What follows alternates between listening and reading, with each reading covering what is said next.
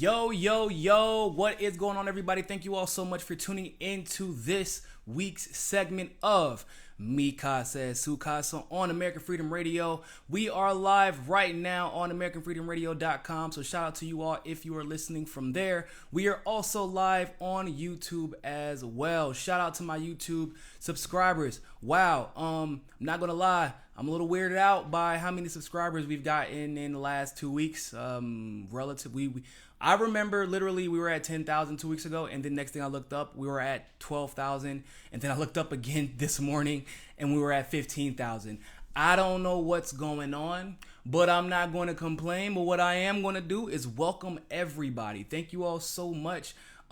First of all, not only have you all been subscribing, because that's important, but the amount of engagement that you all have had. I mean, just the constant reaching out. I've been getting the messages on Twitter with everybody, talking about how much they love the network and how much they love the information that we're putting out, and how we're one of the very few outlets out there telling the objective truth, not to push a particular agenda. I mean, we do have one agenda, progressivism. That is always my agenda, and I make that very clear from the beginning. But I will not lie in order to see the progressive agenda fulfilled, because how I feel about that. If we have to lie for political expediency, then we're no better than the neoliberals or the neoconservatives that we are trying to take down. So, as always, shout out to our Patreon subscribers. I've been hearing that there has been issues with people who are trying to become Patreon members, but they have been denied. I don't know why that is. I've been trying to figure that out from Patreon for a while, and we're having trouble with Patreon, like all the content creators. So it's not just you all. We're not sure why that is, but luckily, in the description below, you do see we have a PayPal account that you can donate to if you can't get into Patreon, and we also, of course, have our Cash App account. So don't fret it. Once we figure out the Patreon situation, I'm sure some people have been able to donate to it, and so we suggest trying. But if you have not been able to donate to it, don't worry about it, because you'll be able to do that hopefully soon, and you can still do it through the other outlets like Cash App and like PayPal. So who watched the Super Bowl yesterday? I did watch it. Shout out to all of you all who did boycott it. And I'm not talking about the ones who just boycotted it because you were mad that Tom Brady was back in the Super Bowl. Y'all gonna have to get over it. The man is great. I know he wore a Trump hat at one point, and then his owner, Robert Kraft, wore one. But interestingly enough, I feel like Robert Kraft got some good karma, because this is something that a lot of people don't know about Robert Kraft. As a brief aside, now I am an avid listener of hip hop, and of course I constantly talk about, and if you don't, me personally, I talk about and follow hip hop culture because it's so important. And like where it came from, you can understand. If you can't really understand the direction pop culture has gone into unless you understand the history of hip hop culture, and how pop culture has basically taken on and watered down hip hop culture because they realized how popular it was, which is why right now hip hop has become the most popular genre in the world. So that's a pretty huge achievement. When they said that at the beginning, when hip hop first came out, that they only had a very limited market. With that being said, it's interesting to me when I found out that Meek Mill, a famous rapper from Philadelphia, who was put on a ridiculously long, not probation, but he was on oh my goodness, I forgot what it's called now. Not probation. It's when you actually are in jail and they let you out. And I can't think of what it's called right now, but you all know what I'm referring to. Essentially, he was on that for 9 years because a judge said that he pointed a gun at a cop. The cop was crooked, of course. Never happened. He didn't have the gun. They said he threw it away after he pointed at them. And then Meek Mill, in a genius fashion, brought up, which I think that all black people or anybody who's ever been in an engagement with the cop or has seen an engagement with the cop, they all probably thought the same thing. They said, come on, man. You think what, he's 18 maybe at the time, 18, 19 years old. They said, you think an 18, 19-year-old black man from the hood is going to be able to point a gun at a cop and live to go to jail in Southside Philadelphia? Come on. Come on. So, interestingly enough, Robert Kraft, the owner of the Patriots, got wind of this after Meek Mill's what he had gone through. He had a parole. That's what it's called. He had a parole violation for popping a willy for a music video. They literally put the cuffs on this man for popping a willy for a music video. They slapped him down. It went viral, what happened to him. And Robert Kraft, billionaire owner for the New England Patriots, stepped in a way that I have never seen another billionaire step in. And he went to bat for Meek Mill. And it's crazy how quick a billionaire can get something done, because very, very, very shortly after that,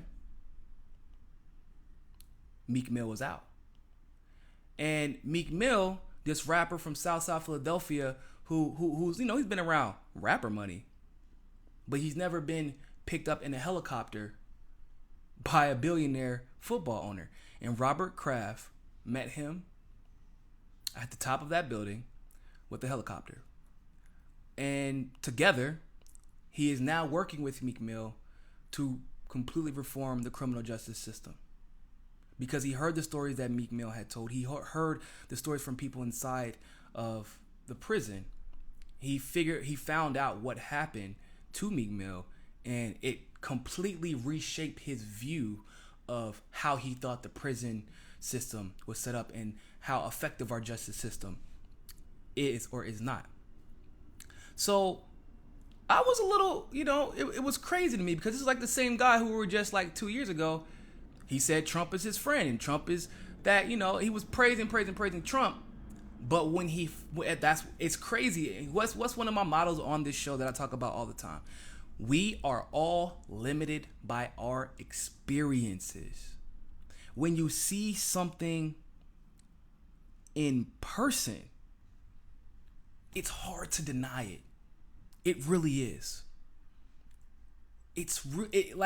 When you if a millionaire rapper can end up back in jail for popping a willy for a music video, imagine what the guy who doesn't have any clout does. Meek Mill was actually interviewing about that on Tidal, where he was talking about the fact that there were people in there for months who hadn't even gotten an opportunity to see the judge yet, which is illegal, by the way.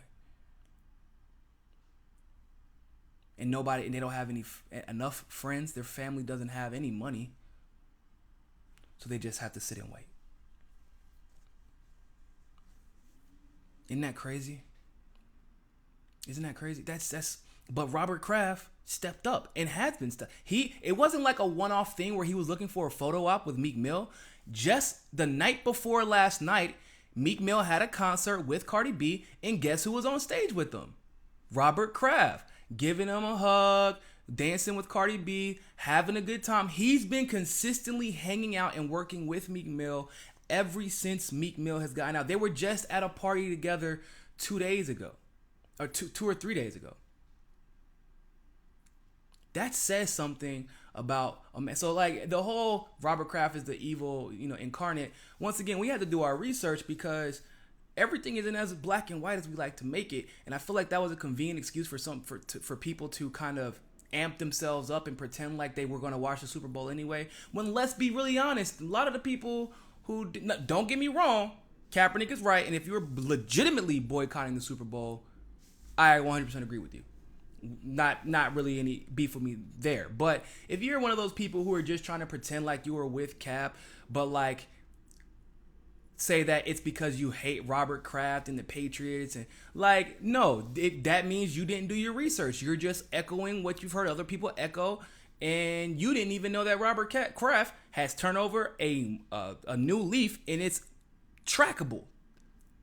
If we don't give credit where credit is due, when someone has become a better version of themselves because of the experiences that they've been fortunate enough to have, how are we going to expect other people to want to change if they're still going to be attacked? So Yeah, just a little nugget about the Super Bowl. But yeah, Tom Brady is a GOAT. Good God Almighty, that man is. I tell people all the time, he either sold his soul to the devil or he sold his soul to Jesus. He gave his soul to Jesus and sold his soul to the devil. One of the two. But Lord knows that man has some magic in his hand. I'm telling you. Now, with that being said, I would love to go ahead and talk about Tulsi Gabbard.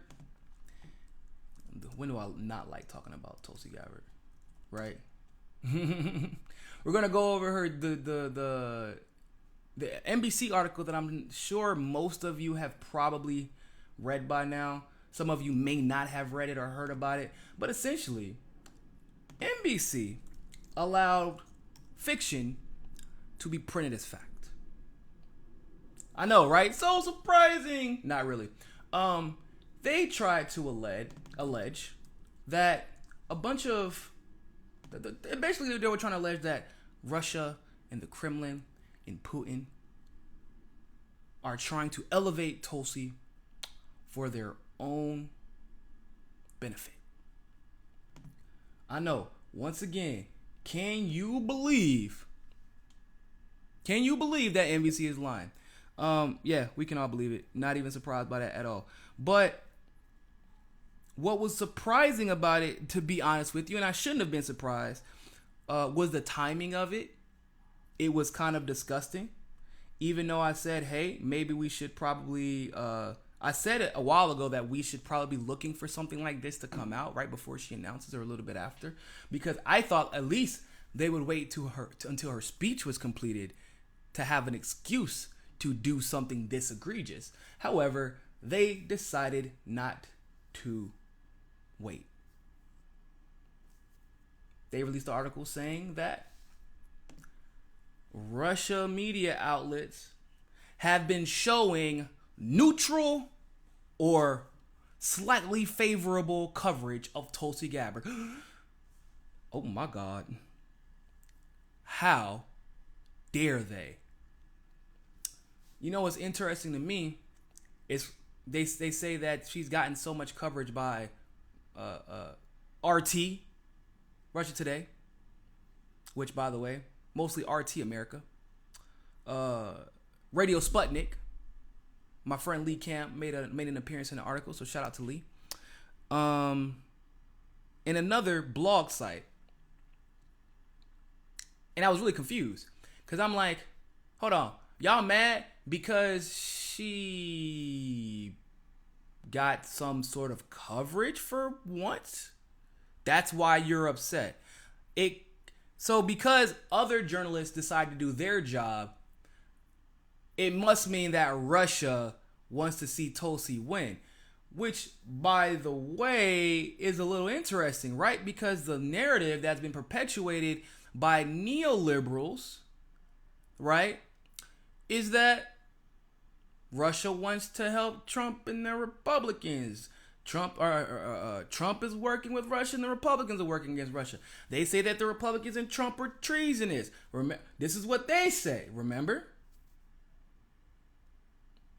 Tulsi's a Democrat. Tulsi's a registered Democrat. So why I don't understand. If Tulsi is a Democrat, but Russia only helps Republicans and Trump, are y'all sure y'all not just saying that anybody who's against the establishment candidate of your choosing isn't a Democrat? I mean, I'm just saying. They're a Russian, asset. There was somebody who used to write for The Daily Show, and I can't remember her name because it's totally unimportant. Somebody used to write for The Daily Show because Jimmy Dore called her out, which Jimmy Dore has a fantastic tendency of doing. Jimmy Dore called her out. She said, I don't know what it is. Maybe Jimmy Dore is probably a Russian asset. Why else would he misquote me, which Jimmy doesn't do? Why else would he misquote me and try to drag my name through the mud? Huh? Yo, I know Twitter is full of logical fallacies. I know the Democratic Party as of late has been full of logical fallacies, and neoliberals have been full of, like, the arguments they use, which of course are purposely obtuse. We're not naive to that. But when I sit back and look at this, I think of all the McCarthyism and everything I've read about McCarthyism and how they tried to throw FDR's name to the mud at one time, and Henry Wallace's name, and Martin Luther King's name, and Angela Davis's name, and Huey P. Newton's name, and the Black Panther's name, and every progressive. I mean, I did a video the other day telling you all this, right? That a former FBI director came out and said, "Yeah, I wish this was back in the day, because back in the day we had entire wings of the FBI totally dedicated to making sure progressives didn't gain any traction or win any offices." What the hell? J. Edgar Hoover literally said, I cannot believe that Martin Luther King came up with the idea of the civil rights movement all by himself. He must be a communist. For the next 10 years, they watched Martin Luther King, illegally tapped his phone, tracked him, and as we know, ultimately were found guilty of conspiring to kill him.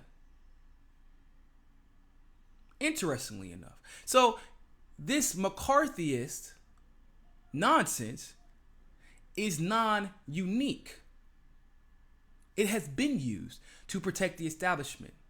The establishment has been mostly, for a long time, Republican. However, now because of the tides turning, it has become mostly neoliberal. Now, what does neoliberal mean? It means you want war, you probably are a little bit racist, you're probably a little bit sexist. I mean, hell, Hillary wouldn't even pay her women equal to the men on the Clinton Foundation. You're probably still all those things, right? You still hate progressives. The only difference is, like, you want all those things and you are okay with gay marriage. That's basically what a neoliberal is. Okay? You don't actually want to see substantive change, because if you achieve change, then you have no high horse to talk down to people from upon. And then you have to start actually addressing issues. And God knows they don't want to do that. It's like the neoconservatives back in the day, in the 60s, the 50s, and the 70s. Remember, they were never actually going to fix any of the problems. They were never going to address the systemic issue of conservatives getting in office and throwing us into war after war after war on false pretense. But what they were going to address was these dang on Negroes. The Negroes are taking over. Negroes. Look at all those black folks. Black folks in your school. Black folks in your daycares. Black folks at your job. Black folks on the basketball court. Next thing you know, they're going to be in front of your television screen or even on your YouTube channel. But that's basically neoliberals do that now. It's Republican, conservatives, white people, like all the time. But we're like, okay, but we can acknowledge racism is real. Racism is very real. So what are we gonna do about it? And they're like, whoa. We're not gonna actually do anything about racism. We need that. That's the only way we can get elected office. So the McCarthyism is not new, right? Especially when it comes to trying to take down progressives. Tulsi was having none of that. In fact, later on that night, after she finished her speech, or was it the next day? I'm pretty sure. So it was the next day, the morning after she finished her speech. Glenn Greenwald, we'll go over the article in a second, exposes that NBC used journalistic fraud to discredit our campaign. But more important, their motive, to smear any adversary of the establishment wing of the Democratic Party, whether left or right, as a stooge or an asset of the Kremlin. Now, before I get into the article, can I say really quick how huge this is? This woman is groundbreaking. I really can't. I don't even know how to, like, y'all think, some people read this tweet and were like, yeah, Tulsi smacked them down and stood up for herself, and I'm happy for her. And that's true. But at a deeper level, she's done something that really, at this point, as far as national level, nationally recognized politicians are concerned, she is the only leftist to engage directly, other than Jill Stein, but she is the only leftist to have engaged directly and said, not this time, you're not about to do to me what you did to Bernie. Because they smeared Bernie in the same way they smeared Jill Stein. Remember, they tried to lump Jill Stein, Bernie Sanders, and Trump all into the same indictment, and then article after article after article after article came out after that indictment released, and it turned out that indictment was nonsensical. But of course, they latched on to that and said, well, look at how that's why Bernie became so successful, because of the Russian assets supporting him. Oh, look, he also happens to be a democratic socialist. So they got to latch on to that. And Bernie, in my opinion, as much as I love the guy, never substantively defended himself. And then not only did he not substantively defend himself, but never really directly addressed the fact that the attackers were clearly lying and using propaganda. Nobody else has. As journalists, we defend ourselves and call it out, but that's once again, another stark difference between Bernie Sanders and Tulsi Gabbard. As much as I love Bernie, as much as I would vote for him in the general, and he still has my chance to earn my vote in the primary. But right now, can you blame people after watching Tulsi Gabbard's speech, looking at this statement, which we'll cover her speech a little bit later on in the episode? Can you blame people for saying, okay, look, I just watched Tulsi Gabbard's speech. Domestically, her and Bernie agree on everything. Prison industrial complex she addressed. The environment she addressed. Medicare for all she addressed. But when they are pretty much just slandered, Bernie kind of like, oh, well, I know where my morals are, and that's all well and good, but you're not calling out the outlets or the people or the entities that are trying to deceive the American people that you're ultimately trying to represent. And in my opinion, that's problematic, because it seems like you're doing your best to protect yourself and your image rather than trying to, let people make informed and educated decisions. You're not saying this article does not represent me correctly, and saying this is wrong. You're trying to purposely deceive the American people, and you are using lies to do so for a specific agenda that is antithetical to what's best for the American people. That is what Tulsi Gabbard just did. Tulsi just said, hey, no, not gonna work. You all are wrong. Here's why you're wrong. Here's my supporting evidence. Boom, leave me alone. Because not only do I want to protect my image because I'm running for the president of the United States, but more importantly, you are attempting to deceive the American people using lies and propaganda, and you are supposed to be an element of the fourth estate. So as someone who is in media, that lets me know, that signals me to know, hey, if she gets in office, she's not about to dance around the truth. She's going to call out lies.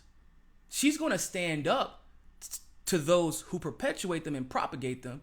And like she even said in her speech, like once again, I said, she said she was going to stand up to the alphabet agencies, to the corrupt intelligence agencies. Nobody else has ever said that. And once again, we're going to talk about that in a little bit also. But these are all big things that shouldn't be taken lightly. This is reality that we're talking about. This is a new reality that Tulsi Gabbard has ventured into. And I'm interested to see how that's going to turn out. But The Intercept, which is the article that she quotes, does a fantastic job a fan-freaking-tastic job of debunking this. The article is written by Glenn Greenwald. Shout out to him. Definitely follow him on Twitter. It says, let me wet my whistle real quick before I get into this article. Anyway, it says NBC News claim Russia supports Tulsi Gabbard relies on a firm just caught by fabricating Russia data for the Democratic Party. Not just fabricating Russia data, but fabricating it at the benefit of the Democratic Party. I can't really say I'm surprised because how many times have you all watched this channel and I said, y'all think that the bots just claim to be Democrat, but the Democratic Party has hired many a firm to also instigate or create bots that instigate as if they are Trump supporters. I've said this how many times? People look at me like I'm crazy. I know. Unfortunately, I sit around reading articles for half of my damn life now, and you find some interesting things by accident the more you read. And I've been saying this for almost 3 years now. This shouldn't be surprising to anybody.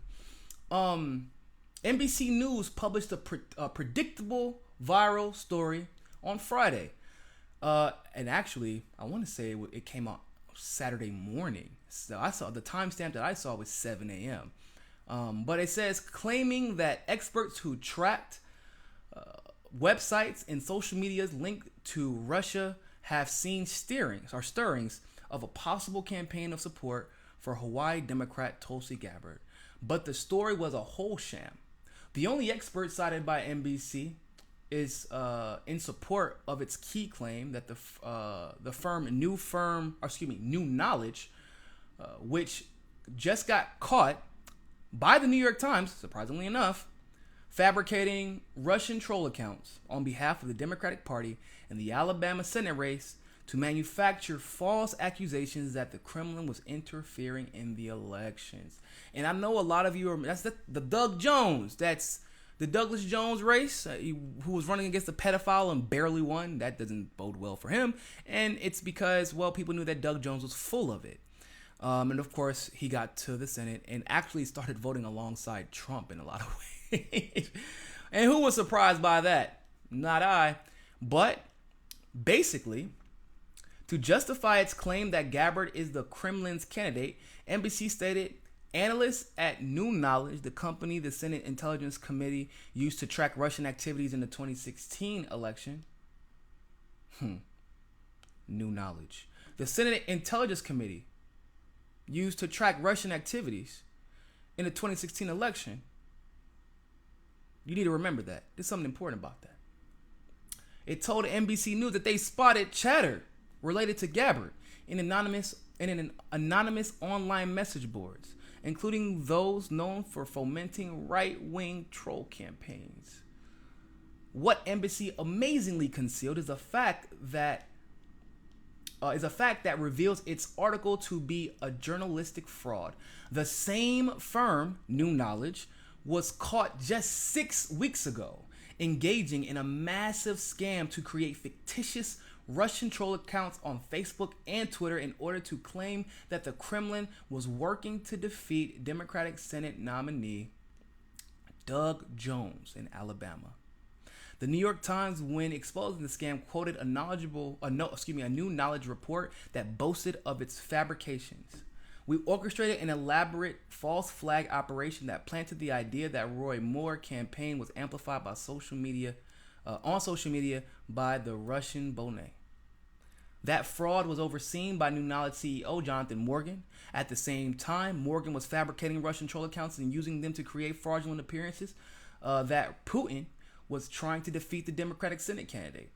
He was exploiting his social media expertise to claim that Russians were interfering in the Alabama Senate election. In other words, Morgan used his own fake Russian accounts to lie to the public and deceive the national media into believing that the Kremlin-linked accounts were trying to defeat the Democratic Senate candidate, when in fact the accounts he was citing were the ones he created and controlled. Even worse, Morgan's firm is behind one of the recent Senate reports on Russian social media election interference, as well as the creation of the quote-unquote Hamilton 68, the pseudo data-driven dashboard constantly used by the United States media outlets to claim that its enemies are supported by the Kremlin. The tool has also been abused. The tool has so been abused that even some of its designers urge the media to stop exaggerating its meaning. Well, folks, there you have it. That is a big deal for so many reasons. So I believe it's safe to say Tulsi Gabbard's name is in the clear if anyone ever had any doubt, which I doubt any of you did. But her name is in the clear. But most importantly and more importantly, I think that it brings up another very interesting point, which is that did they say that in 2016 the Senate Intelligence Committee, Adam Schiff, that guy? Yeah, you remember Adam Schiff. They said they used this guy, this firm, to talk about Russian meddling. That's what they said, right? That's what they said. Does anybody else find that to be a little bit more than problematic? Considering we've started an entire witch hunt because of the information in that firm gave to the Senate Intelligence Committee? How much of Robert Mueller's investigation is based off of the information found here?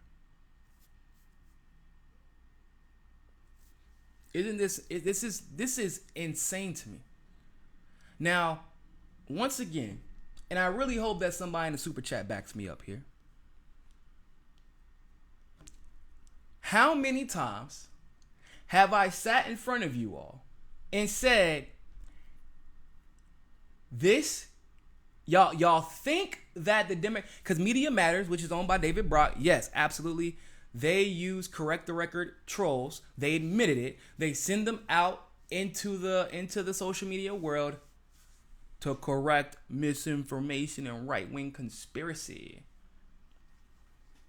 But how many times have I told you all they don't only send out liberal accounts. They don't only create liberal or democratic accounts. Part of the way that they get you to get off kilter or off center as a Bernie supporter, as a progressive, the way they try to get you to expose yourself or get emotional reactions out of you so they can then point fingers and say, look at this. This is a Bernie supporter. This is a Tulsi supporter. Why would anybody vote for you if you're acting like that? And at other times, they could even potentially harm careers because of their trolling.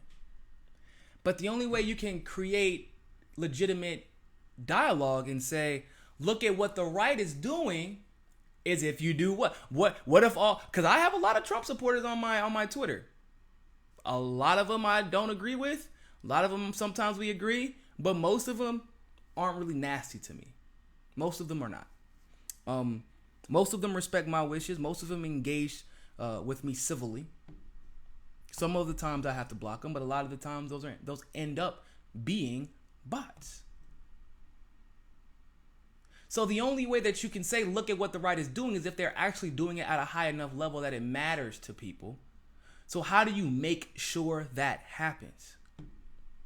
You manufacture an argument by creating fake accounts and then simultaneously saying those accounts are linked to Russia. It isn't really hard logically. Like, it makes sense to me. I mean, I feel like it's exactly what I would expect David Brock to do. So, just think about that. Shout out to Glenn Greenwald for shutting that entire conversation. The reaction speed for Glenn Greenwald, and not only Glenn, but all of the progressives who immediately stepped up and were like, oh, no, we're not playing this game again. And we all did videos, articles, tweets, Facebook posts, quoting fact after fact after fact after fact, disputing that article people went on Twitter and started going at the authors of those articles, like, you're full of shit, like, which they were. So, like, shout out to everyone who decided to step up and say, look, we're not playing this game again with you all. And the fact, I think, once again, that everybody probably has acknowledged is that they don't like Tulsi. The establishment does not like Tulsi Gabbard. I don't know how to... Like, you all are quoting articles from the establishment at times. Look at what Tulsi Gabbard said. And then at the background of the article, they'll be like, when she was 21 years old, and she's already apologized for that and has a 100. What they do with the LGBTQ information. It's crazy how much anti-LGBTQ information they found on Tulsi Gabbard, but they totally neglected, to even touch Hillary Clinton's multiple instances of proving she was not for the LGBTQ community. Interesting. And they like, oh, but by the way, I mean, she said that when she was 21. And then they were like, man, look at this, Tulsi Gabbard. Look, she says she's anti-war, but look at all the money she took. I mean, yeah, the money was before 2016, and she wasn't even the same person then, and didn't know all the information she knows now. But who cares if it was before 2016 and she literally takes no corporate money at all now, and she hasn't since she's joined Bernie Sanders' campaign. Isn't that crazy interesting that they leave those facts out? But people are using these articles as legitimate justifications because they're forgetting the facts. And the fact is the establishment media cannot be trusted. Even information that they give out that can be factually correct will be purposely manipulated so that you forget that, yeah, it's correct, but we need to consider the context of its correctness. If you would have told me this 2 years ago, well, let's be honest, 2-3 years ago, if Tulsi would have taken that money, if Tulsi was on their side, because basically they're saying she's not anti-regime change and she is pro-war. And and they saying she is against the LGBTQ community. Well, if she was actually all those things, I would know that what you were saying about her is true if you didn't cover it. Because she would then be a representation of what the establishment has proven to be. So she would be on your side. And if she was on your side, you wouldn't cover it. But she's not on your side. So basically, you have to scrutinize at a high level every single piece of information that comes out about Tulsi Gabbard from a mainstream media source. Like what they said, her campaign is in disarray. I don't know if you saw how that campaign rally looked. It was beautiful. It looked pretty damn well put together from my perspective. Like, I'm over here like, how the hell did they even do this in such a short amount of time?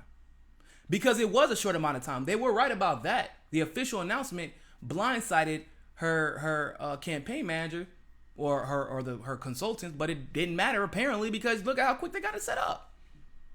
They got famous Hawaiian artists to come. I mean, look. The lies. They say her campaign is in disarray. I remember they used to say Bernie Sanders' campaign was in disarray. That's what they say. But clearly, Tulsi Gabbard is on our side, or they wouldn't be attacking her. Now, I want to talk about this thing that happened with 21 Savage. Because, good God almighty, this is it's scary, people.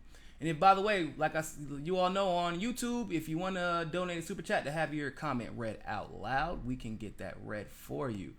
But this is, oh my God, look. Let me see what's this article at? All right. 21 Savage, in case you do not know who 21 Savage is, which I would imagine most of you do not. Oh, you know what's funny? I know the perfect way. I know how most of y'all know 21 Savage. So, I don't know if you remember that viral video of Tomi Lahren that came out because she's always talking about black people and rappers and critiquing Jay-Z because he used to be a drug dealer, out of survival. critiquing Beyonce. Like, and then very shortly after all that came out, remember she was rapping to that song that she got caught on a Instagram video, that 1, 2, 3, 4, 5, 6, 7, 8 M's in my bank account. Yeah, so the guy who raps that song, his name is 21 Savage. He is a rapper who hails from this Zone 6 of Atlanta, Georgia, in DeKalb County. However, it turns out he actually moved there. He moved there when he was about 13 years old. His parents, unbeknownst to him, I imagine, his parents never renewed his visa. Which really, really sucks. Right? But he didn't know. Why? Now, some people say, well, why wouldn't he know? He's a grown man. Da, da, da, da. First of all, I'm telling you, if you ask a lot of dreamers, because that's basically what he will qualify as at this point, believe it or not. If you ask a lot of dreamers, a lot of them didn't know they weren't American citizens. Or if you ask a lot of people who've been here, they don't find out they weren't American citizens until they are about to apply for college. Not even a joke. So it's not surprising that 21 Savage didn't know he was a citizen or wasn't a citizen. Here's where it gets more perplexing and interesting, though. Because not only would he not know just from, basic, I thought my mother took care of everything. Clearly she did not. Well, that sucks. 21 Savage, as most people from Zone 6 and most people from poor communities in Zone 6 in Atlanta, Georgia, 21 Savage has a criminal record. Be honest, he has a felony. He has a felony gun charge. He did a bid for it. His brother is currently doing a bid for another charge. He's been in juvenile hall. He's been kicked out of school like the kid was bad. That's like I said, when you're a person of color coming up in the poor community and you have to sell drugs to do what you got to do to make sure your family survives, that's kind of what happens. But my point is, how did you get a felony gun charge and not get deported? Think about that. If I would have got if you get a felony and you're not a legitimate citizen and you don't have your card, you would get deported. That's how it usually works. His brother's never been deported. He's never been deported. What makes matters even worse is that the man has been on tour and traveled outside of the country and came back and went on tour and came back and traveled for fun and came back. With all of that happening, never once being questioned about his citizenship, never once being questioned about his visa, never once he got his passport, never got flagged. Let me tell you what happened. This is why everybody, I don't give a damn who you are. If you're a Trump supporter, I don't care who you are. You better be scared. He went on The Tonight Show. This is the first time that as a rapper, because of his specific demographic of rap, that he was asked to come on. And the reason why was because 21 Savage, which he's done so much for his community, which is amazing, like giving people tuition, buying school supplies for everybody in his district, things like that. He got nominated for a Grammy. And they invited him on The Tonight Show to rap. He chose to rap a song from his new album, which is a song that has J. Cole, which, as most of you all know, is one of the most conscious rappers around. And it's a song called A Lot. And in the lyrics of A Lot, he says one very, very powerful line where he basically says that he doesn't like he loves his daughters and he doesn't know what he'd do if they were caught up at the border, like by in the detention centers, like the kids that are there right now. That he doesn't know what he would do. And then he talks about the fact that Flint still doesn't have clean water and they're making them buy their own lawyers just to fight it. So mind you, after all the other stuff, felonies, traveling, passports, all that good stuff, never gets deported, doesn't even flag ICE. He mentions those camps, how those kids are being treated. 5 days later, ICE, they do an entire raid on one guy to deport him, citing a visa that expired when he was a child. Where his visa expired when he was about 14 or 15 years old.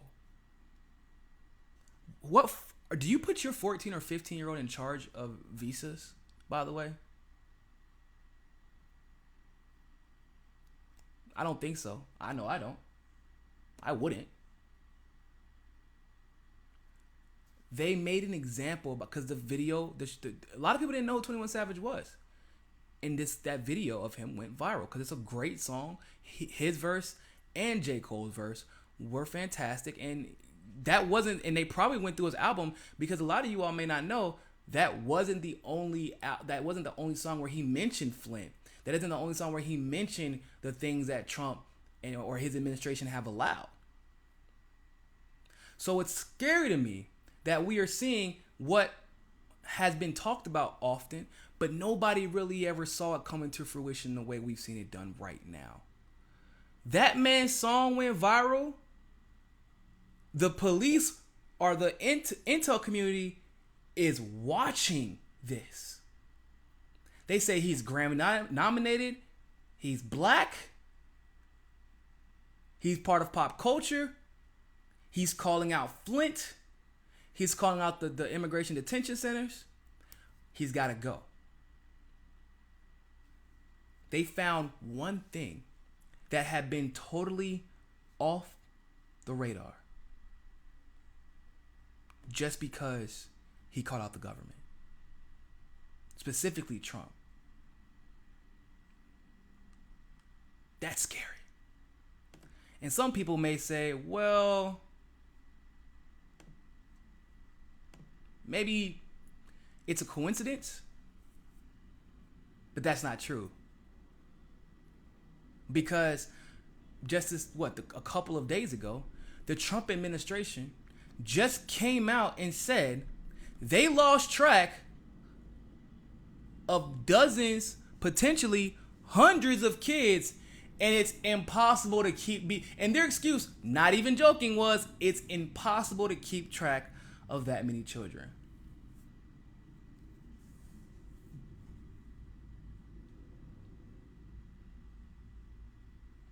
Think about that. It's impossible to keep. That's what they said just a couple of days ago. And if you know anything about how administrations work in cooperation with their intelligence community, whenever there's an issue, right? If you spoke up, the Vietnam War was going on, Vietnam propaganda was being pushed out. The moment that there was an issue with somebody dissenting, what did they do? You're the Black Panthers. Oh, you're on the domestic terrorist watch list. But the KKK isn't on the domestic terrorist watch list. Martin Luther King spoke out against imperialism and capitalism. Same thing. I believe John Lennon, same thing. Any and everybody who speaks out against the military-industrial complex, let's be honest, and this is something that we don't ever say, but I feel like it's the best way to describe it. We don't have an immigration problem. We have an immigration industrial complex problem. Immigration is profitable. We have an immigration industrial complex problem, and there are people who are profiting off of this every day and winning offices because of the rhetoric.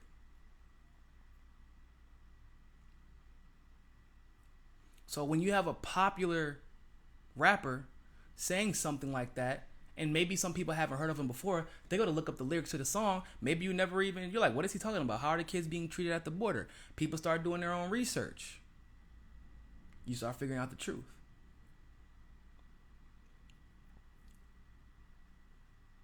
He has 3 kids here in the States. Talks about them a lot in the songs. And don't get me wrong, 21 Savage is by no means, he doesn't have an innocent life. But as a person who I came up in a bad neighborhood, but Zone 6 is a different animal. Zone 6 is a matter of, you don't survive without joining a gang. You will not survive without. I remember, and just emblematic of how true that is, in one of his songs, one of 21 Savage's songs, he said, you better pick your side or you're going to die in the middle.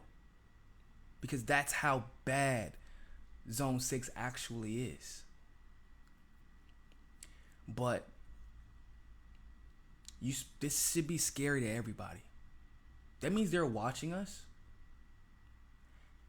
And we are on a watch list. There are some of us, I'm probably on it. Yeah, whatever, it is what it is. We are on a watch list. And the moment that they figure out one way to get you to be silent, no matter what way that may be, intimidation. But you can't intimidate somebody like 21 Savage. That's one issue that they have with a lot of the African American community today, is that you can't really, I told y'all, they tried to intimidate me. A guy named Chris Smith tried to call me and intimidate me because I was investigating Hillary Clinton's super PACs and calling people out and making connections they didn't want to make. But I'm from the hood too, and that didn't really work out well for him. So they're not you. You can't take something away from people who have nothing, and you can't intimidate somebody who fought for everything they have. So this was only the logical next step.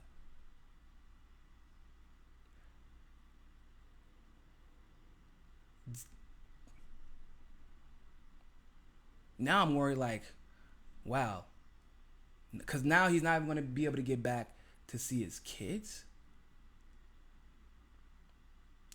He's not. What are they going to target his mother next? This is ICE, the Department of I want to say it's Homeland Security that runs. Yeah, it's DHS that they're using our money for mercenary hits. That's what we're doing now? Stick around, people. We're going to take a 5-minute break and we will be right back. All right? See you soon.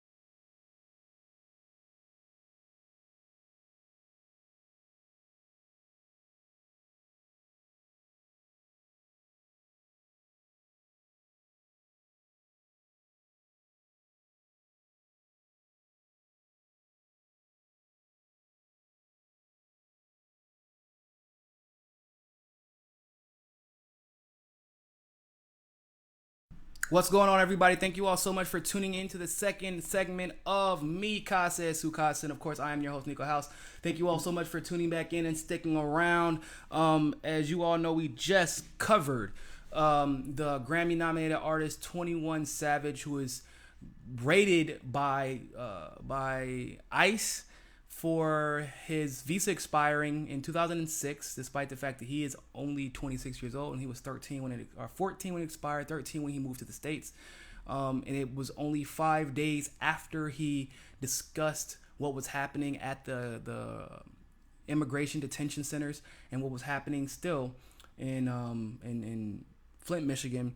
And we discussed Tulsi Gabbard smacking back down at the establishment, refusing to allow them to basically control her narrative and the narrative that will be surrounded by her, trying to say that she is the Kremlin's candidate, saying that she's being propped up by Russian trolls.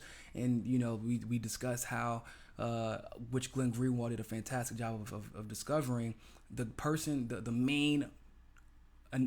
main firm they've used to justify saying that Tulsi is the Kremlin's candidate was actually suspended from Facebook because they were caught by the New York Times, once again, surprisingly enough, caught by the New York Times for creating fake Russia accounts, pretending that they are right-wing to help the Alabama Senate race. And that was just the one example that we've seen about that. So definitely, if catch that part of the show whenever this gets re-uploaded to YouTube, or catch it on AmericanFreedomRadio.com, you can listen to that part of the show. But now we're gonna talk about something interesting. Has anybody else noticed some peculiar things about Kamala Harris's Twitter, and perhaps even her Facebook, if you are on Facebook? Seriously. The reason I ask is because I don't have like 3 million or 2 million followers like Kamala Harris, by no means. I'm nowhere near that popular. But I got a little something. I got about 10.4, 10.3 thousand, so I'm like, hold on, let me check real quick. At 10.3, we're counting. Go follow me on Twitter real quick. We're almost at 10.4. We're at 10,372. Go follow me on Twitter. But in all seriousness, I have enough, and I know I have enough friends, and most of all, I pay enough attention to engagements to know when something is a little off. Because let's just say that I learned a lot from 2016. I've learned a lot from engaging. I've learned a lot from watching others engage. And I remember the big debate about the confusion about Hillary Clinton having so many Twitter followers. You all remember that? Because we were like, well, how does she have this many followers, but not her engagement is trash?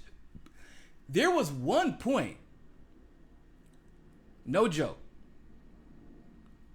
one point where Hillary had a tweet and it got screenshotted, and she only had like 200 likes and like 70 retweets. Now this is supposed to be the chosen candidate. She won the popular vote. Remember, that's the one. And it's interesting to me because what they say is, which is partially true. They say in that particular race, it's not going to be one on Twitter, right? It doesn't matter how popular Bernie Sanders is on social media. That has no effect on anything that happens in the real world. Supposedly, it isn't the like the end all be all. Like, it isn't that, but it is this. It is a pretty damn good determination of who's organizing, how much you're organizing, and how palpable the things you say, how much people are convicted to retweet you and like your statuses because they're liking them and retweeting them because they're saying if they're coming from you, that means it must be honest, it must be genuine, it must be real. And a lot of the times when you get to that status where you just have this, like I said, it's the type of following that people like Bernie Sanders, Alexandria Ocasio-Cortez, even Tulsi and others have. It's like you can see it in their reactions. Hillary didn't have that. And it seems to me Kamala Harris doesn't have that either. Which is interesting to me.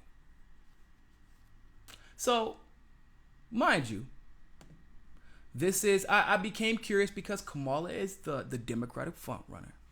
And I don't underestimate competition. Nor do I underestimate the establishment. And as a person who's worked in politics from both the inside and the outside, as a reporter and an investigator, I know the tactics. And some people like to call tactics that I know to be the norm conspiracy theory. But once again, that's pretty demonstrative of how much you've not worked in politics. I remember I was talking about Kamala Harris's rally, and they were like, she absolutely had 20,000 people there. And that was like a really convenient number because that's almost the exact amount of people that Bernie Sanders had at the same rally. But Bernie Sanders, of course, had overflow. Pictures everywhere. Video everywhere. Whereas at Kamala Harris's rally, every time someone tried to take out a camera, they were asked to put it away. When they were asked to take pictures of the front and all that good stuff, they were asked to put their cameras away, which is highly suspect. The only legitimate picture we saw, and I was scouring. The only legitimate picture I found was a sky view that if you zoom in on it, it's totally pixelated. Completely and totally pixelated. You can't even tell if it's actually the rally. And conveniently enough, Kamala Harris used the exact same colors of the Women's March. So even if you wanted to see if it was her rally or perhaps somebody else's rally, you couldn't do so. Because it's the exact same colors. So I'm like, it isn't unrealistic for me to believe that they exaggerated the numbers. It really isn't unrealistic for me to believe that they bust people in to make sure that she has people there. Why? Because that is that's politics 101. It is. Busing people to events that are part of a union, right? So the union is requiring them to go or asking them to go, saying, hear out this candidate, and we're going to also see other candidates. There's some union people are lied to, like in Nevada, whenever Hillary Clinton had a rally, they were told they were going to go to a job, and they weren't there for a job, they were there for a Hillary Clinton rally. Okay? So that happened. They would maybe exaggerate. I'm sure she had a lot of people there, but they exaggerate things sometimes. And that's just politics 101. Now, in the new world of politics, the digital hyperbole rules all. Digital hyperbole. Hillary Clinton has 3 million followers. Kamala Harris has almost 3 million followers. I think, she has 3 million? Right? 3 million? Is that what they're saying now? 2.27 million. Kamala Harris is supposed to be a Democratic frontrunner already.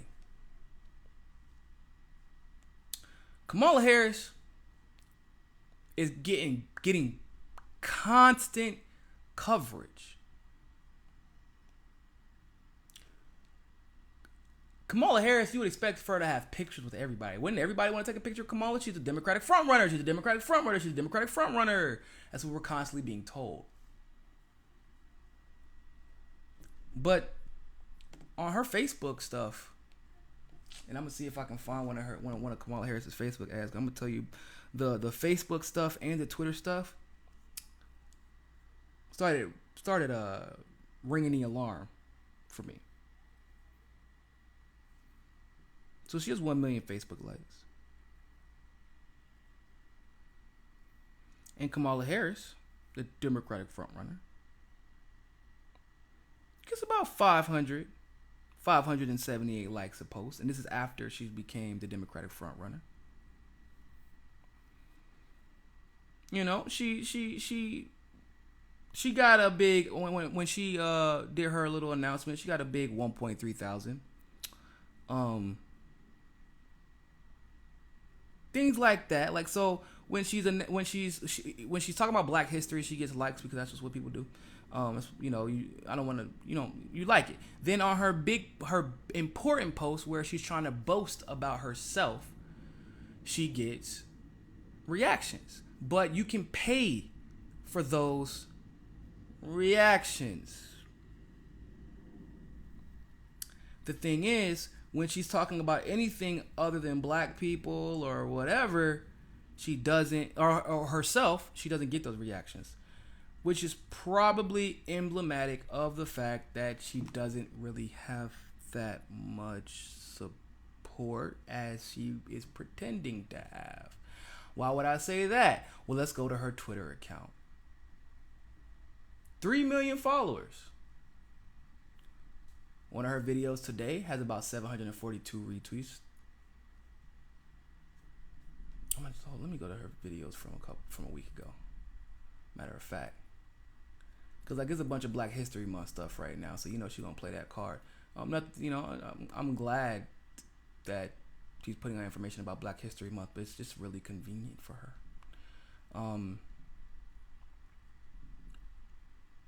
But basically, hold up.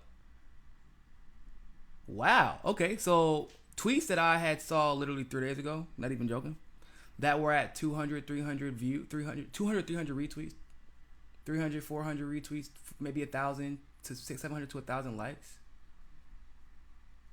All of the tweets have been boosted to 10, 20, 30,000 likes, which is kind of crazy. Now, I'm going to tell you why it's crazy. Because I wasn't the only one who saw this stuff happening. I thought I was, maybe. I thought I was. But I wasn't the only one who saw it. And so I started doing some research on myself. I try to research every now and then. And then this little thing called Twitter Audit. And what Twitter Audit does, it does a pretty damn good job of trying to figure out how many of your subscribers or your followers are legitimate. According to Twitter Audit, 40% of Kamala Harris's followers do not behave, I won't call them bots, but they do not behave as legitimate followers. Which is not all that surprising because, like I said, I was looking at the moment that Tulsi announced, the day that Tulsi announced, or the night I should say, I was like, wow. I was looking at Kamala Harris's tweets like a couple of days ago, and it seems like Tulsi and Kamala are getting similar reactions to their tweets. Like the amount of reactions. It seemed that way. And other people, I was just reading an article today that said that other people, and I'm going to see if I can pull it up real quick. It said that other people had felt the same way. And they actually commented on it. Give me 1 second.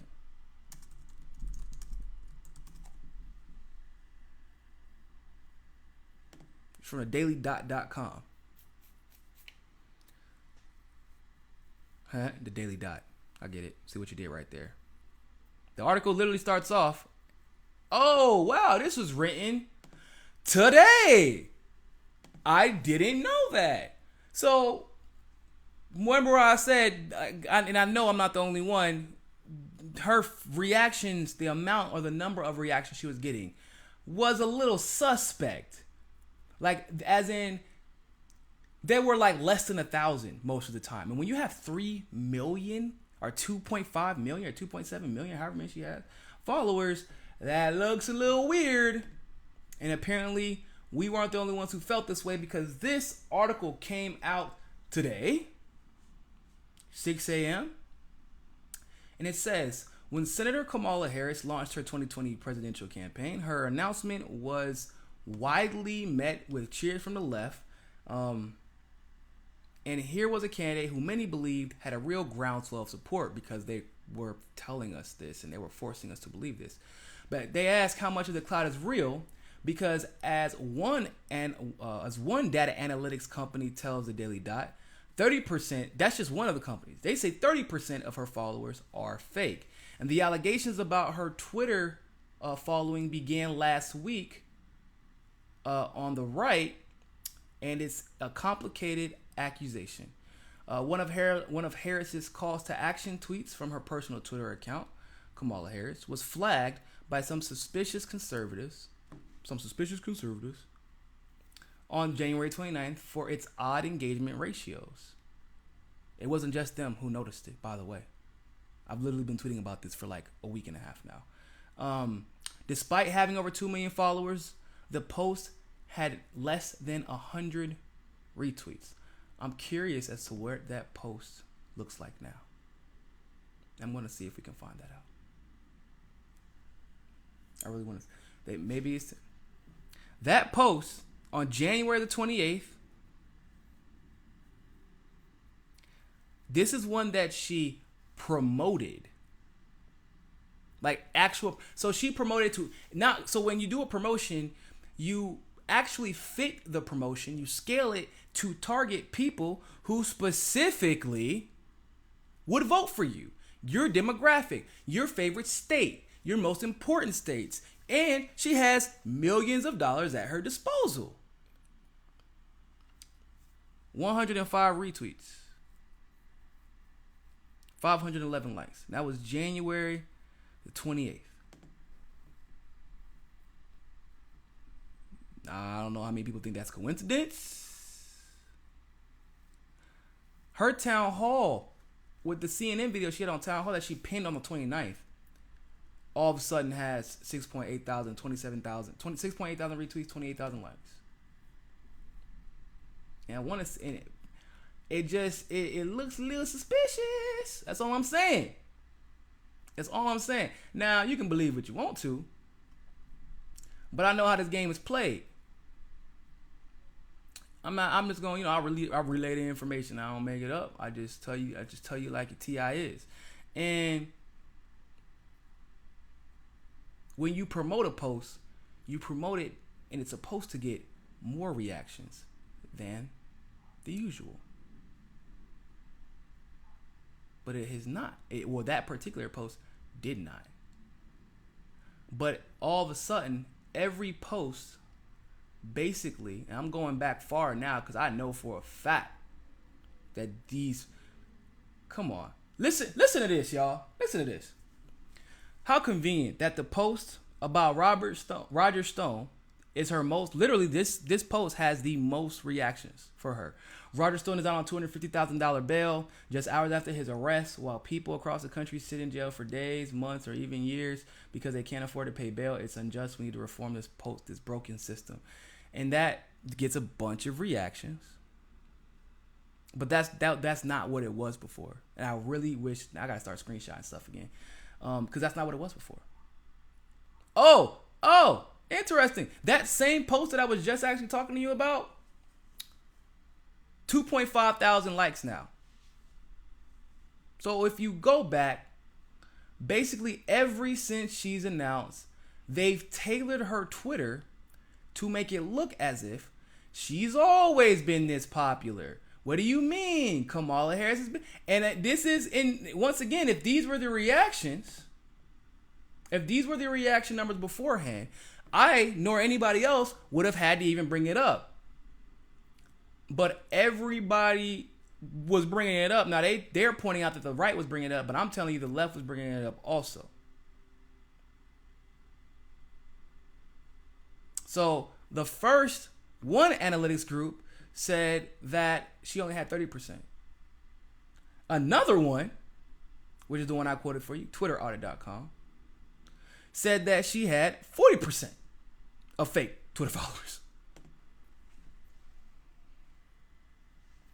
Now, should we be surprised by this? The short answer is hell no. What did I just get done? Our last segment was literally about how they create fake troll farms to combat misinformation, and they create both right-wing troll farms and left-wing troll farms. And this is, once again, a tactic that we saw used in Hillary's election.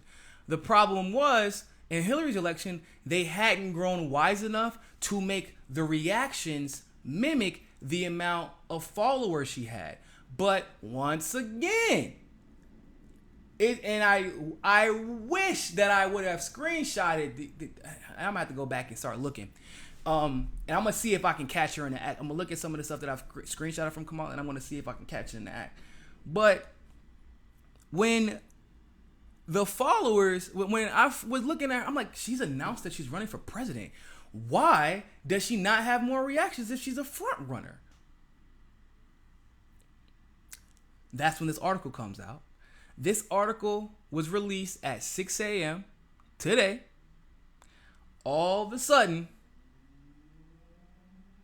Kamala's Twitter account, after being called out, and what happened was, by the way, it wasn't just us, us nobody's calling her out. A bunch of verified accounts started calling her out. So people started paying attention. People started doing research. People started posting the Twitter audit information. And the next thing you know, Correct the Record does the job that it's hired to do. Make Kamala look like she's famous. Make Kamala look like she's famous.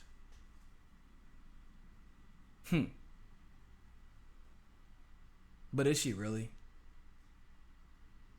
And what ends up happening eventually, people. By the way, when she first created that account, remember they came out the gate and they were like, "Wow, she had in 2017 700,000 followers." Yeah, it turned out 30 to 40% of those were fake.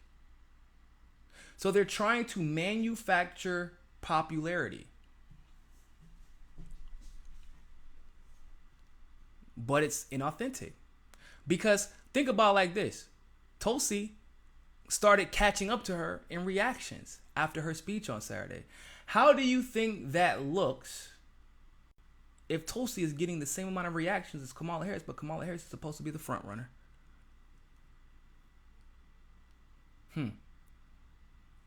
And what they did was, in my opinion, they're basically trying to claim at this very moment that all of a sudden Kamala Harris has the same amount of reactions as Alexandria Ocasio-Cortez. And we know that in politics, even for a popular politician, Alexandria Ocasio-Cortez is an anomaly. Bernie Sanders, at the height of his popularity, at the height of his social media campaign, at the height of his campaign in general, was getting 9,000 likes and retweets. That was high as hell for a politician. Even a popular one. It's not an exaggeration. What AOC has turned around and done is she's made herself not only a politician, but a pop culture figure. But if you go look at Kamala Harris's numbers now, Kamala Harris's numbers reflect or mimic, or are attempting to mimic AOC's interaction numbers and engagement numbers, because AOC has about the same amount of followers as Kamala Harris, but you see she gets 50,000, 60,000, 70,000, 80,000, 100,000 likes. On a bad day, she gets 8,000, 9,000, 10,000 likes on every single tweet she puts out.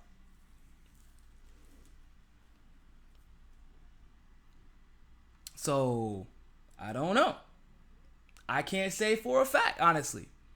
I can't say for a fact 40% of her Twitter is fake. And I can say for a fact 3 days ago, before Tulsi Gabbard had announced, because I was checking to see how popular, how substantive her the engagement between Kamala and her followers were. I can tell you for a fact, it looked like she only had 60% of real followers, because that's what her engagement looked like. And I can tell you that I study engagement enough, just because engagement is a big part of what we do. I study the engagement enough to know when it's manufactured, because the jump in social media support for Kamala Harris is, they're basically saying, if you go look at the reactions from AOC, which have a unique amount of reactions, very, very unique, and go look at Kamala's, and you can be the judge, my friends. You can be the judge. I'm not saying, I'm just saying. It's always a little bit more than suspect. And if you actually go under the comment sections, you'll probably have, a lot more fun, because most of the comments are just They just torch her. But a lot of the comments are like generic. Other comments are like clear Twitter trolls. If you go to some of the accounts, like it's just like what you expect from troll accounts. Like we've been watching, they all have oh my god. Listen, y'all. A guy named Night Rider H Towner. He has the same. He has his his Twitter name is Night Rye 332199069. Of course, he joined Twitter in 2018, and I'm not one to judge. You know, to each his own. I don't like to put people in the box. But the guy has on a gold chain. He's a black guy with a do-rag on. If you don't know what a do-rag is, it's a headscarf that we wear to make sure our waves stay clean. A tank top, gold chain, black, do-rag on, got his eyes closed in the picture. Looks like he took a picture of a picture. Has 674 tweets. And now I'm scrolling through his Twitter. Every single tweet he's ever put out, every single retweet, I'm not joking, every single one of them has been a political tweet, and every single retweet has been of the establishment, Kamala, MSNBC. And this guy just joined in August of 2018. And literally everything he's ever talked about is a reaction. He reacts. Oh, and here's the best part about it. Like I said, this is like a bigger guy. Closed eyes and Abby. Do-rag on. Got a chain on. This man sent a blushy face comment. It said, see if I can go to it.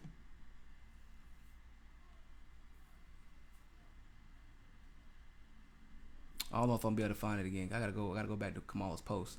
But basically, it said, "Take it home, girl."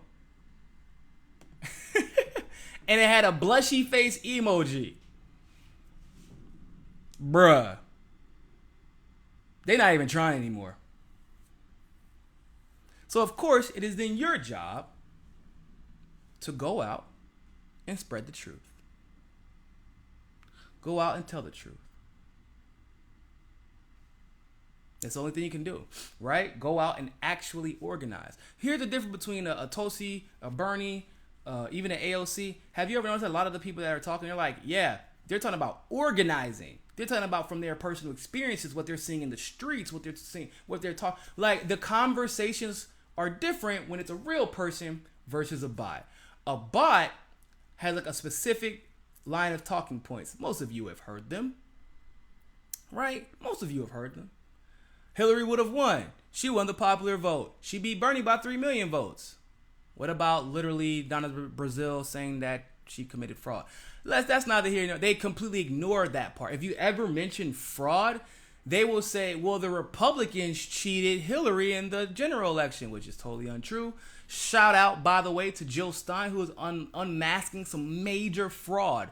Her team is auditing right now the voting machines from 2016's general election. Oh, yeah, it's about to go down. Seriously. But they have a specific line of talking points that they use. So you have to, one, don't entertain people. But two, when you go on somebody's Twitter or Twitter or Facebook, just tell the truth about them. But there is an attempt to manufacture consent that we're seeing, and what they're going to say now, all of a sudden Twitter is a big deal. But when Bernie Sanders was on Twitter, social media doesn't win elections. What about all the people who showed up to his damn rallies? Rallies don't ever determine the outcome of elections, except for every other time in history when rallies determine the outcome of elections. But that's not here. I want to move on to this wonderful, amazing woman named Tulsi Gabbard. Tulsi Gabbard gave a fantastic speech, and I'm going to be doing a more in-depth analysis of each individual part of her speech on the channel. So make sure you subscribe if you have not. You probably already saw the one I did about intelligence agencies yesterday. I'm going to be doing some more over the course of the next couple of days. So make sure that you subscribe if you haven't. But I want to say something. Tulsi Gabbard, out of the candidates who have run, if you had any question, and out of the candidates who have announced, she is the front runner, and I don't think that they were expecting her to be, which ties into why I was explaining why there's this weird transition that this article comes out about people calling out Kamala's fake accounts and fake engagement. And there were verified accounts calling her out. And mind you, this is why I say she became the front runner. Kamala had fake engagement. They can say what they want to say about Kamala Harris supposedly raising $1.5 million the night of her announcement. I don't believe it, and 90% of you all don't believe. I want to see the FEC documents. They are literally going off of nothing but hearsay. If you look at the article, they don't really give you a citation. They say, Kamala staff. Well, I trust Kamala staff about as far as I can throw them, so I don't want to hear that nonsense. I want to see the proof, because she's never earned that. We've already seen that they will manipulate her narrative to make us believe she is popular, but she is not that popular. However, she raised $1.5 million. That's nice, supposedly. You know how much Tulsi Gabbard has right now? Since she's announced? And since her speech? This is just the most recent report. Tulsi Gabbard's campaign war chest, $2 million.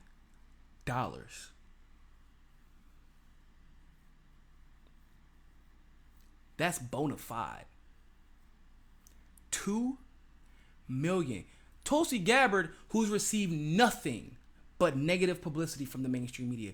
Tulsi Gabbard, who has been smeared over and over again. Tulsi Gabbard, who people want to pretend that who she was when she was 21 is who she is today, despite the fact that her record clearly says otherwise. Tulsi Gabbard, the Assad apologist, the peacemaker, right? In reality.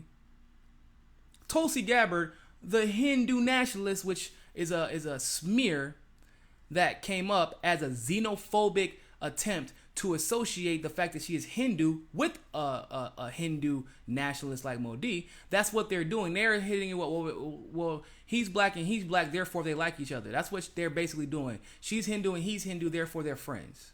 They're both brown. So that's basically what they're trying to do.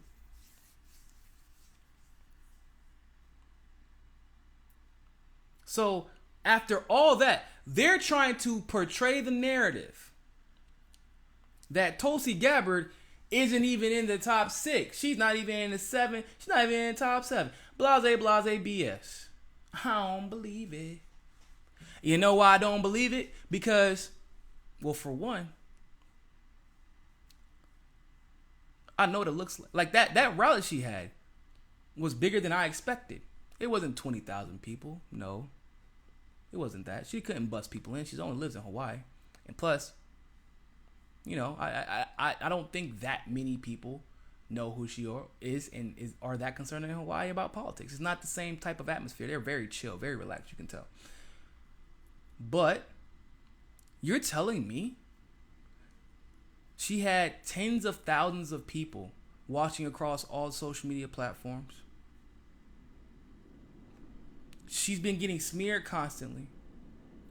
And even with the Russiagate allegations, even with Kamala Harris supposedly being the most popular candidate, the front runner, who else has announced?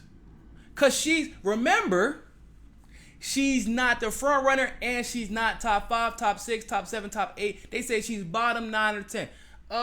Have you seen an article released about Elizabeth Warren's campaign war chest or what she's raised in the last 2 weeks since her announcement?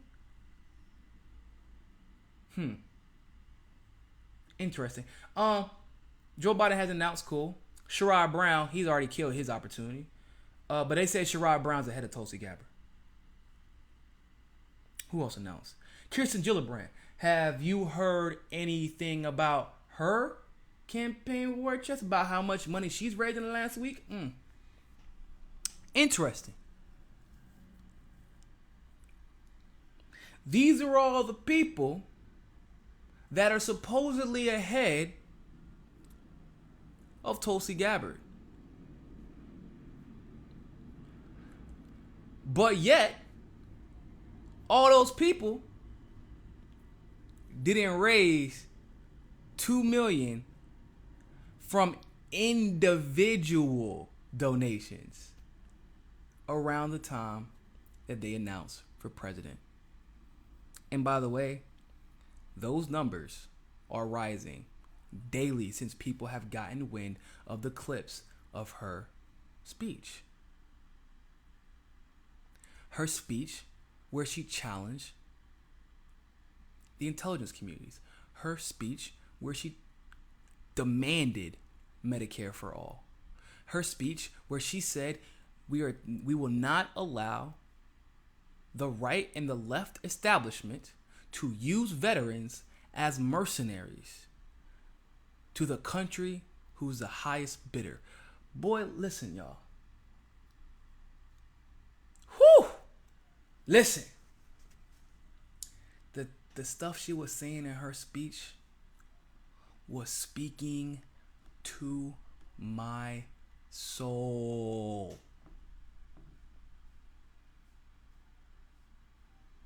It was speaking to my soul. Talking about corrupt intelligence agency. Do you all have to understand? Tulsi's path right now is very similar to JFK's path. I know some of you may not know this, but Tulsi was the darling of the establishment. They don't talk about it anymore. Tulsi spoke at the 2012 Democratic National Convention. Tulsi was the vice chair of the Democratic National Committee.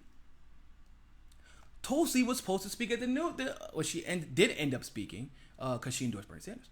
But she was supposed to be the next one in line. She was going to be the successor of Hillary Clinton. They were propping her. They were funding her. The DCCC pulled the funding when she endorsed Hillary Clinton. Once she endorsed Bernie Sanders.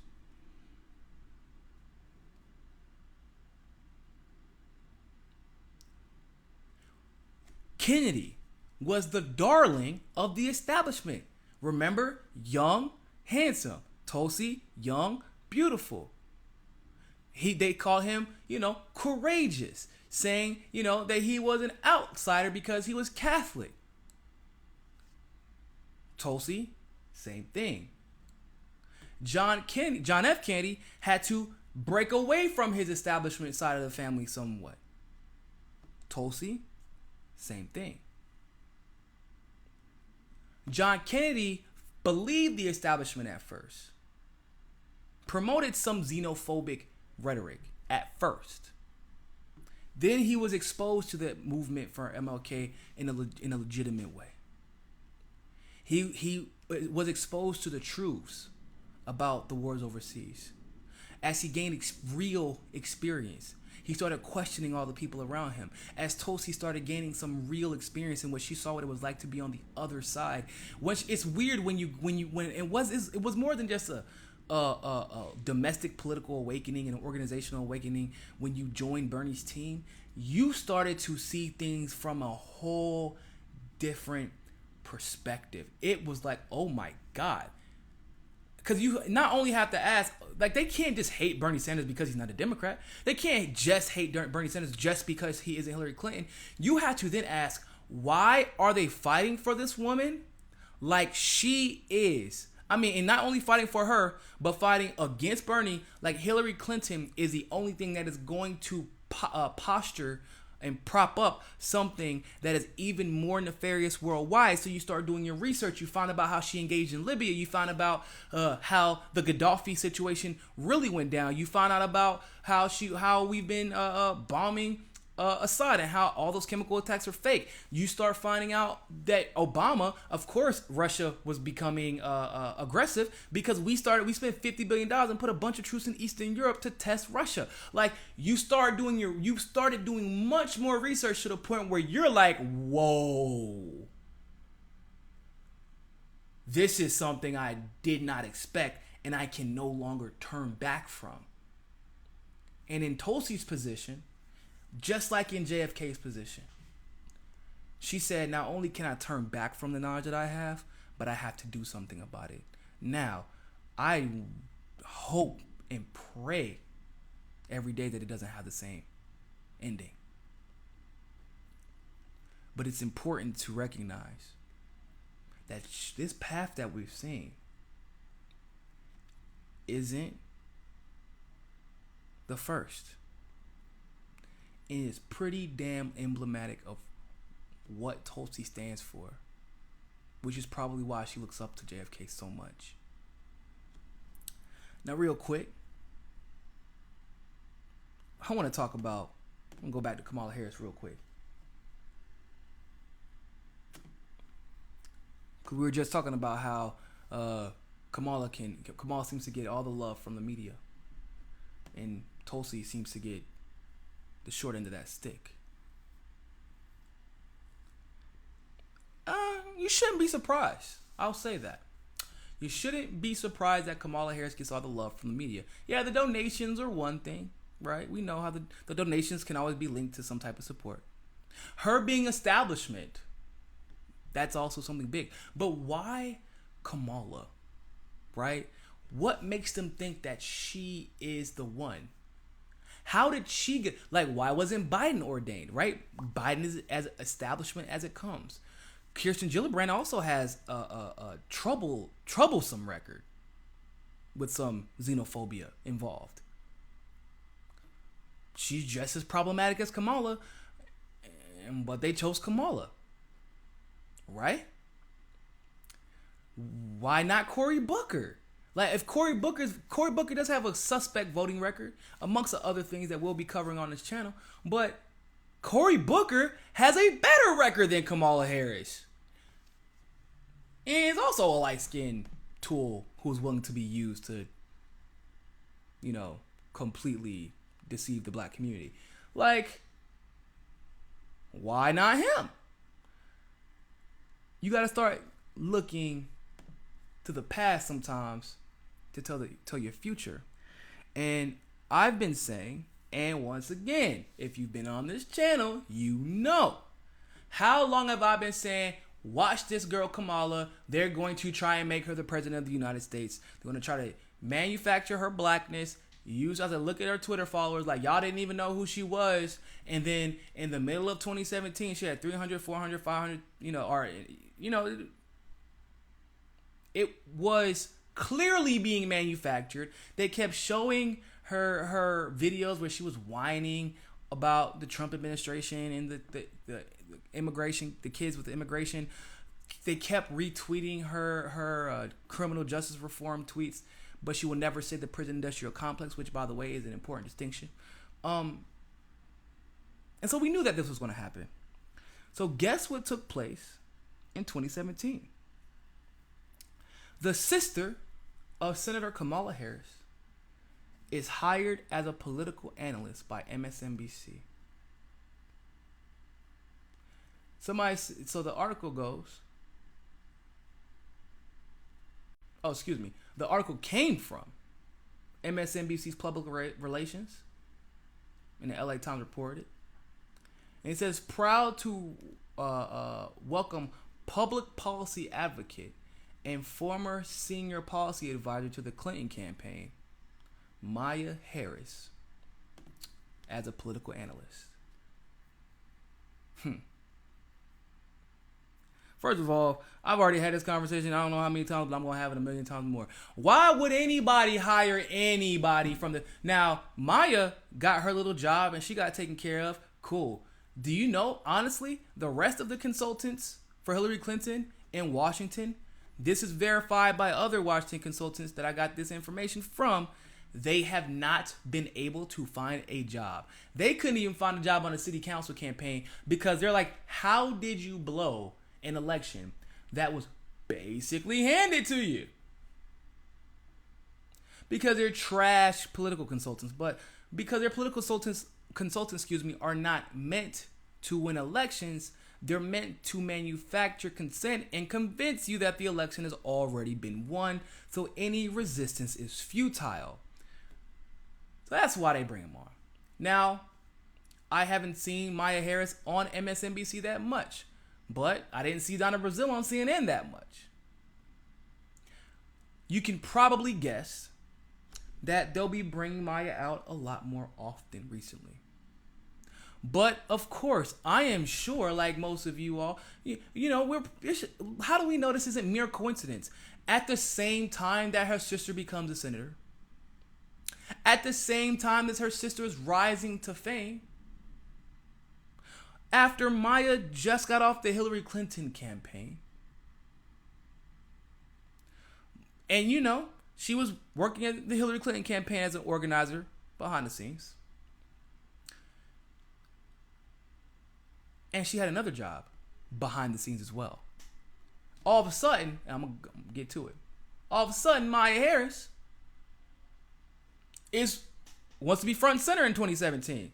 Now she's on Twitter taking pictures with Kamala all the time. Well, what did Maya Harris used to do before she was a Clinton girl? Before she ended up on MSNBC?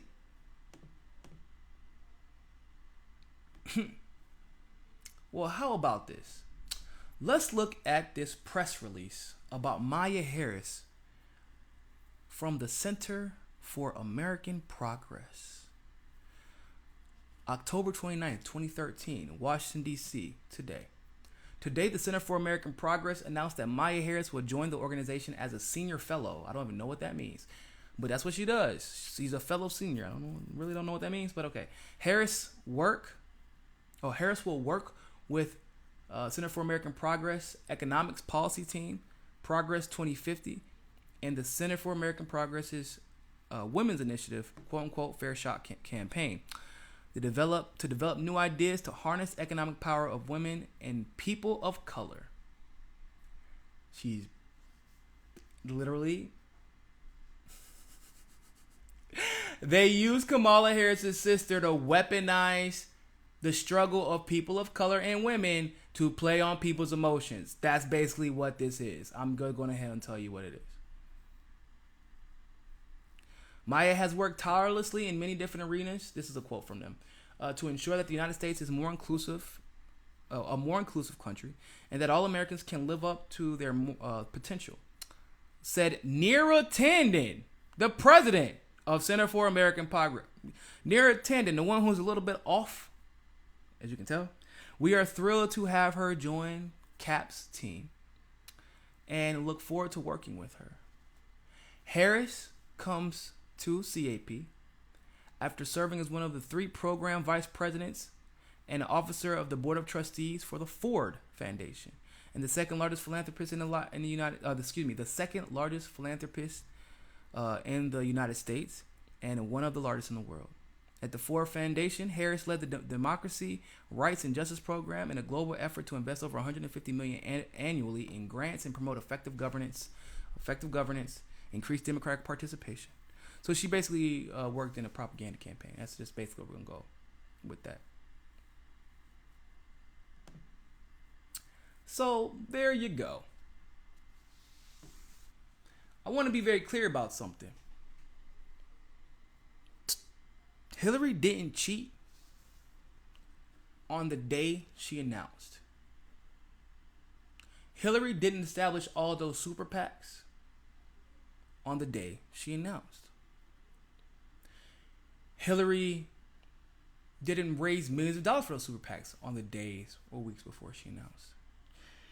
Hillary didn't start taking all the money for the Clinton Foundation and getting all the favors on the day she announced, nor did she hire David Brock on the day she announced or the week she announced. Hillary planned that election inside out for 7 years. She said, you know what? I can't win, so I'm going to cheat. And I'm going to convince everybody I won. I don't know how it's going to look when I get to the general election, but I do know how I will be able to.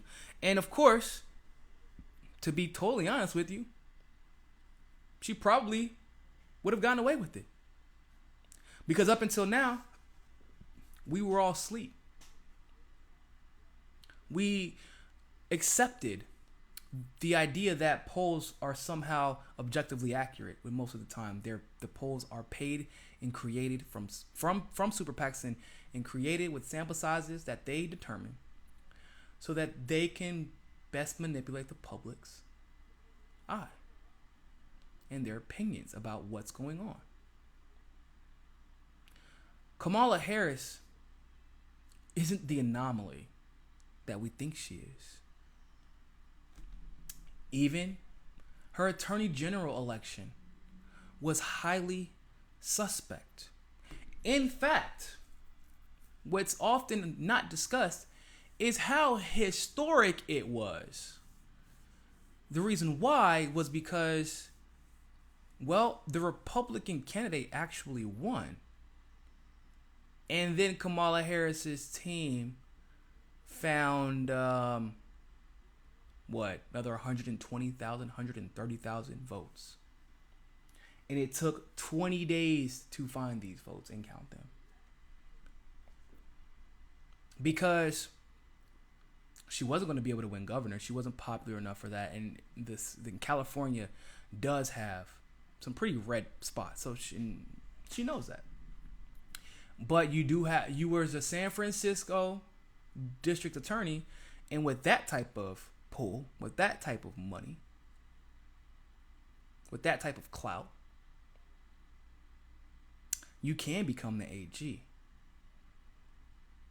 However, Kamala Harris's attorney general race became a little bit more controversial than she had originally expected it to be. And the reason why was because I think her race was a result of Obama backlash. And people not getting out for her because they didn't like her background. With her race, the California Democrats were able to sweep the executive offices of California.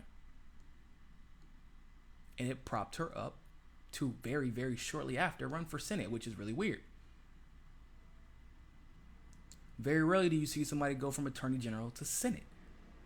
And in fact, I would be interested to see those numbers. And she probably decided to run so fast because Barbara Boxer, who, by the way, let me see when Barbara Boxer retired. Barbara Boxer.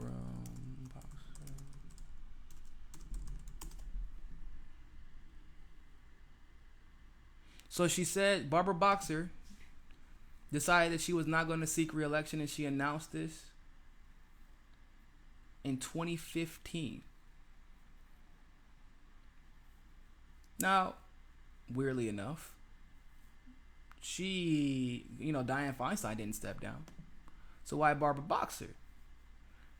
Like, there was no motivation for her to step down. There was no real reason for her to step down. She was actually pretty popular.